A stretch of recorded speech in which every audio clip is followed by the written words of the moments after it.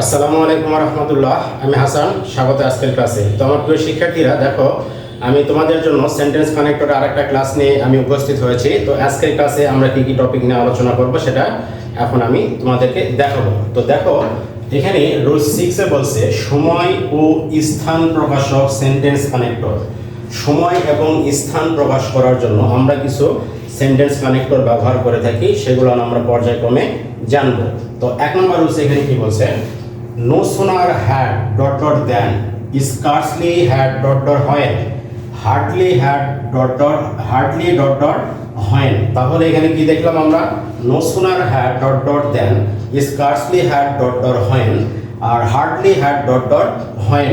তাহলে এখানে আমরা কি অর্থে ব্যবহার করে থাকি, হতে না হতে, হতে না হতে, যেতে না যেতে, খেতে না খেতে, পড়তে না পড়তে, আমরা এই অর্থে আমরা এই সেন্টেন্স কানেক্টরগুলো ব্যবহার করে থাকি। আমাদের কাছে পরিচিত কানেক্টরটা হচ্ছে no sooner had dot dot than। এটা আমাদের কাছে খুবই পরিচিত। তাহলে আমরা কি অর্থে ব্যবহার করে থাকি, হতে না হতে, খেতে না খেতে, যেতে না যেতে, এই অর্থে আমরা এই সেন্টেন্স কানেক্টরগুলো ব্যবহার করে থাকি।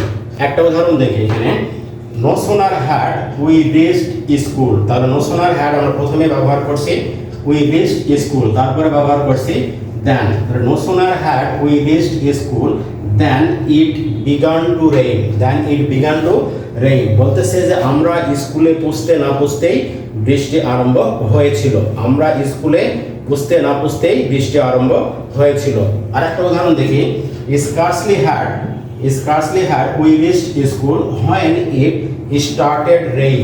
তাহলে এটার অর্থ ঠিক একই রকম, যে আমরা স্কুলে পৌঁছতে না পৌঁছতেই আমরা কি করেছিলাম, বৃষ্টি আরম্ভ হয়েছিল, বৃষ্টি শুরু হয়েছিল। তাহলে আমরা হতে না হতে, থেকে না থেকে, যেতে না যেতে, এই অর্থে আমরা এই no sooner had dot dot then, scarcely had dot dot when, hardly dot dot then আমরা কি করে থাকি, ব্যবহার করে থাকি সেন্টেন্স কানেক্টর হিসাবে।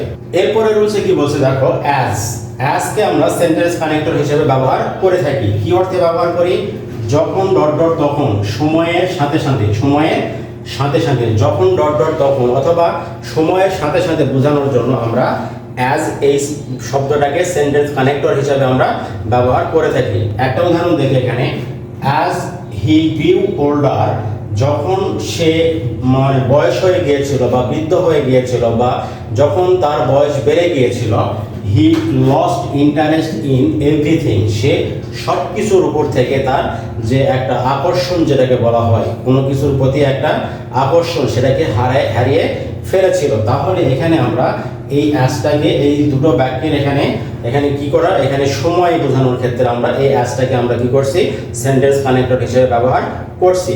এরপরটাই কি বলছে দেখো, when এই সেন্টেন্স কানেক্টরটা আমরা যখন ডট ডট তখন, এই অর্থে আমরা সেন্টেন্সের মধ্যে ব্যবহার করে থাকি। when কে আমরা যখন ডট ডট তখন, এই অর্থে সেন্টেন্সের মধ্যে ব্যবহার করে থাকি। এক কথায় সময় বোঝানোর ক্ষেত্রে আমরা when এই শব্দটাকে সেন্টেন্স কানেক্টর হিসেবে ব্যবহার করে থাকি।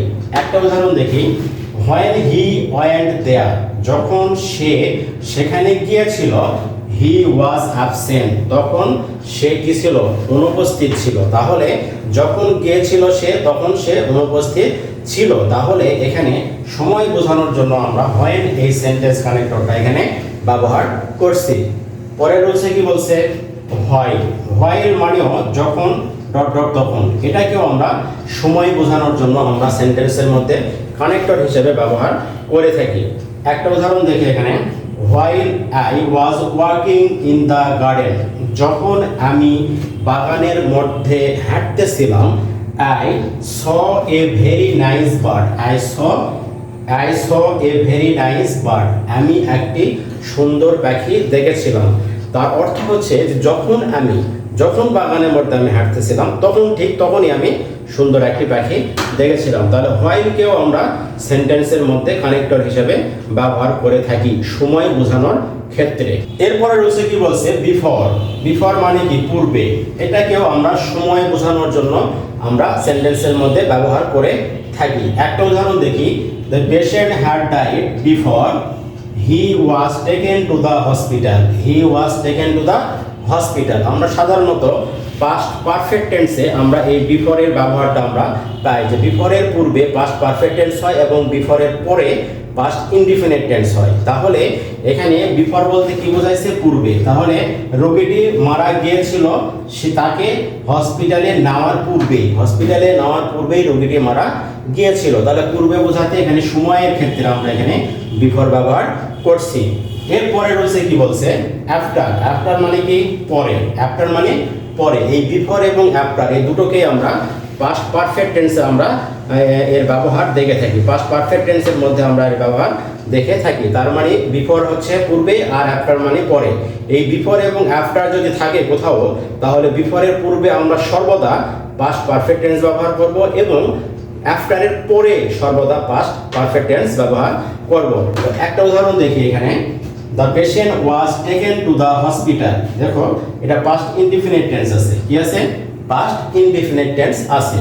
After he had died. After he had died. তাহলে কি হয়েছে এখানে? The patient was taken to the hospital after he had died. হসপিটালে রোগীকে নেওয়ার পর রোগী কি করেছিল? মারা গিয়েছিল। তাহলে বিফোর এবং আফটার এই দুটো শব্দ আমরা সেন্টেন্সের মধ্যে সেন্টেন্স কানেক্টর হিসেবে আমরা ব্যবহার করে থাকি। তো আমার প্রিয় শিক্ষার্থীরা, আজকের ক্লাস এই পর্যন্তই। তোমরা আমার এই ক্লাসটাকে লাইক, শেয়ার, কমেন্ট করবে এবং তোমরা পরবর্তী ক্লাসটা পাওয়ার জন্য অবশ্যই আমাদের এই পেজটাকে ফলো দিয়ে রাখবে। তোমরা ভালো থাকবে। আল্লাহ।